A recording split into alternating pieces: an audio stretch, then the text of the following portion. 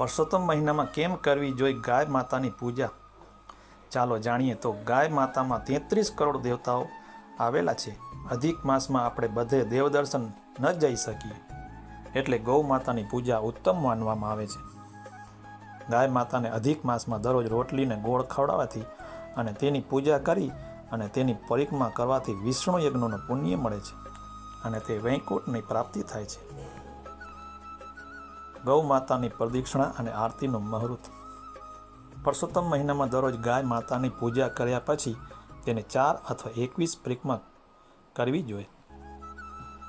શાસ્ત્રોમાં માન્યતા છે કે ગાય માતાની પ્રદક્ષિણા કરવાથી પૃથ્વી પરના તમામ તીર્થો યાત્રાઓ કરવાનું પુણ્ય એકસાથે મળી જાય છે.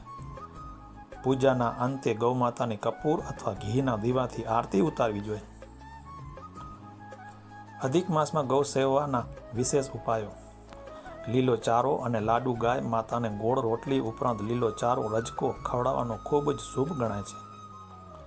આ મહિનામાં બુધવાર કે 11ના દિવસે ગાયને લીલું ઘાસ ખવડાવવાથી ઘરમાં સુખ સમૃદ્ધિ આવે છે અને અટકેલા કાર્યો પૂરા થાય છે. ગાયના ચરણોની રજ ધૂળ. ગૌ માતાના જ્યારે ચાલીને જાય ત્યારે તેમના ચરણોથી ઉડતી ધૂળ ગોધલીને પોતાના કપાળ પર લગાવવાથી ભાગ્યના બંધ દરવાજા ખુલી જાય છે અને નકારાત્મક ઉર્જા દૂર થાય છે. ગૌશાળામાં દાન. જો ઘરે ગાયની પૂજા શક્ય ન હોય તો આ પવિત્ર મહિનામાં નજીકની ગૌશાળામાં જઈ ગાયોના નિભાવ માટે અનાજ, ઘાસચારો અથવા ગુપ્ત દાન આપવું જોઈએ. પરસોત્તમ માસ ગૌ પૂજાથી થતા અદ્ભુત લાભ.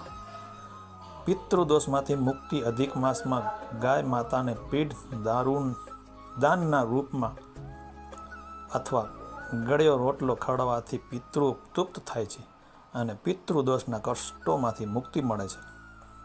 નવગ્રહો શાંતિ. ગાયના અલગ અલગ આંગોમાં સૂર્ય, ચંદ્ર અને બાકીના ગ્રહોનો વાસ છે. તેમની સેવા કરવાથી કુંડળીના તમામ નવગ્રહો શાંત થાય છે અને શુભ ફળ આપે છે. અક્ષય પૂર્ણ્યની પ્રાપ્તિ. આ મહિનામાં કરેલી ગૌ સેવા ક્યારેય નિષ્ફળ જતી નથી. તેનું ફળ પેઢીઓ સુધી મળે છે અને અંતકાળે જીવ વૈકુંઠ ધામને પામે છે. પરસોત્તમ મહિનો એ ભગવાન શ્રી હરિ વિષ્ણુની કૃપા મેળવવાનો સર્વોત્તમ સમય છે. આ આખો મહિનો જો સાચા દિલથી ગૌમાતાની સેવા, પૂજા અને સંભાળ રાખવામાં આવે તો મનુષ્યને જન્મો જન્મના પાપ ધોવાઈ જાય છે અને ઘરમાં લક્ષ્મીજીનો કાયમ વાસ થાય છે.